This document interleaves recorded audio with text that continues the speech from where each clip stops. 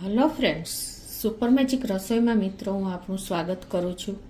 આજે હું તમારી સાથે ટ્રીક અને ટીપનો વિડીયો શેર કરું છું, તો તમને ચોક્કસ ઉપયોગી થશે।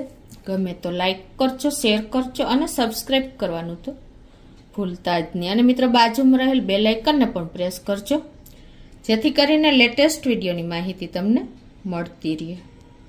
તો મિત્રો આજે હું પહેલી ટ્રીક તમારી સાથે એ શેર કરું છું કે આપણે જે ટપરીવાળાની ચા આપણે પીએ છીએ ને, તો આપણને એવો ટેસ્ટ ઘરે ગમે એમ કરો ને તોય ઘરે ટેસ્ટ આવતો જ નથી ચાનો ટેસ્ટ, અને આપણે બહાર પીવા માટે દોડી જઈએ છીએ। એવો જ ટેસ્ટ આજે આપણે ટપરીવાળાનું રાજ, ચાનું રાજ તમને બતાવું છું।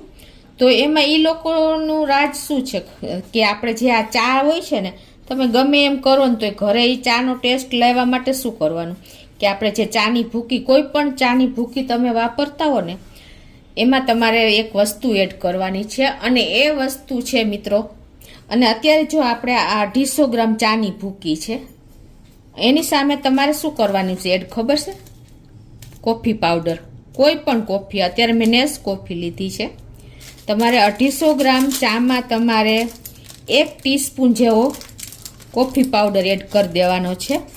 અને પછી તમે ચા જુઓ, તમે એક વખત આ ટ્રાય કરશો ને એટલે તમે દર વખતે આ ચાનો પાવડર તૈયાર કરીને રાખશો।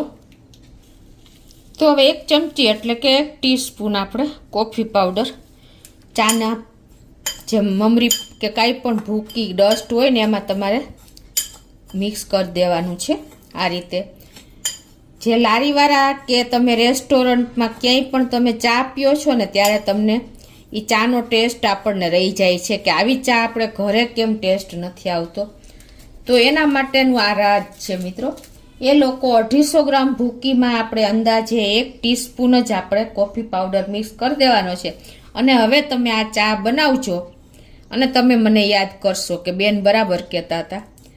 તો આ છે ટપરીવાળાનું એટલે કે લારીવાળાની ચાનું રાજ। આપણે એમ કહીએ છીએ કે પેલું નાખતા હોય, શું નાખતા હશે, આપણે ઘણી વખત આપણે વિચાર કરતા થઈ જઈએ છીએ, પણ આ વખતે તમને આ ટ્રાય કરજો મિત્રો। હવે મિત્રો હું તમારી સાથે બીજી ટ્રીક શેર કરું છું, જે એ પણ એટલી જ ઉપયોગી છે। તો ઘણી વખત આપણે બહાર ગયા હોઈએ છીએ અને કપડાં સૂકવવા માટે ચીપટી ના મળે, કપડાં ઉડી જાય છે દોરી ઉપરથી, તો આપણને ઘણી વખત ચીપટી નથી હોતી, હાજર અવેલેબલ નથી હોતી બહાર ગયા હોય ત્યારે, અને ઘરે પણ ઘણી વખત આપણે નથી હોતી લગાવતા। તો એના માટેનો ઓપ્શન શું છે ખબર છે મિત્રો? કે તમારે આપણે જે પેન હોય છે ને, પેન, એ બોલપેનનું જે આપણે આ બોલપેનનું ઉપરનું ઢાંકણ હોય છે ને, જ્યારે બોલપેન આપણી ખરાબ થઈ જાય છે ત્યારે આપણે એને ફેંકી દઈએ છીએ, બરાબર? તો આને તમે ક્લિપ તરીકે ઉપયોગ કરી શકો છો કે કાંઈ ઇમ્પોર્ટેડ એવા કાગળિયા હોય તો પણ તમે એને લગાવીને એનો ઉપયોગ કરી શકો છો। તમને બતાવી પણ દઉં તો કોઈ પણ ઇમ્પોર્ટેડ જે વધારે કાગળિયા આપણે હોય તો એ ઘણી વખત ટેબલ કે ટીપોઈ ઉપરથી ઉડી જતા હોય છે, ત્યારે પણ તમારે કાંઈ પણ ન હોય તો પેન તો તમારી પાસે હોય જ ટેબલ ઉપર, તો એને તમે આ રીતે સ્ટીક કરી શકો છો કે આ રીતે, જો તમારે ક્યારેય પણ કોઈ કાગળ જુદા નહીં પડે, અને એ જ ઇટ ઇઝ આ જ રીતે તમારે રહેશે। તો તમે આને ફેંકી ન દેતા આનો ઉપયોગ એ પણ કરી શકો છો, અને બીજું તમને બતાવી પણ દઉં। અને આ જ રીતે તમે જો આ રીતે આપણે કપડાં સૂકવા હોય છે, તો ઘણી વખત બહાર ગયા હોય છે તો ક્લિપ તો આપણી પાસે અવેલેબલ નથી હોતી, ત્યારે પણ તમે આ રીતે જે બોલપેનના ઢાંકણા હોય છે ને, એને તમે આ રીતે દોરીમાં સ્ટીક કરીને, અને કપડાં કોઈ પણ તમારે ઉઠશે ક્યારેય નહીં, અને વેસ્ટમાંથી બેસ્ટ એનો ઉપયોગ તમે કરી શકશો મિત્રો। તો આ ટ્રીક પણ તમને ઘણી વખત ઉપયોગી થશે, કેમ કે પેન તો આપણી સાથે જ હોય છે, તો તમે આનો ઉપયોગ પણ કરી શકો છો મિત્રો।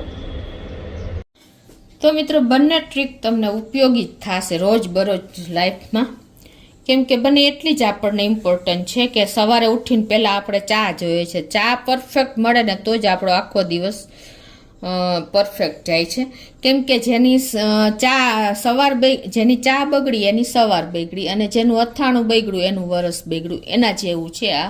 તો તમે ટપરીવાળાની ચાનું રાજ આજે મેં તમને ખુલ્લું બહાર પાડી દીધું, તો તમે ચોક્કસ મિત્રો એક વખત આ રીતે ચા બનાવજો। અને બીજું કે તમને મેં પેનની ઢાંકણ આપણે ફેંકી ન દેતા એનો પણ ઉપયોગ કરીને બતાવ્યું કે બંને ટ્રીક તમને એટલી જ ઉપયોગી થશે।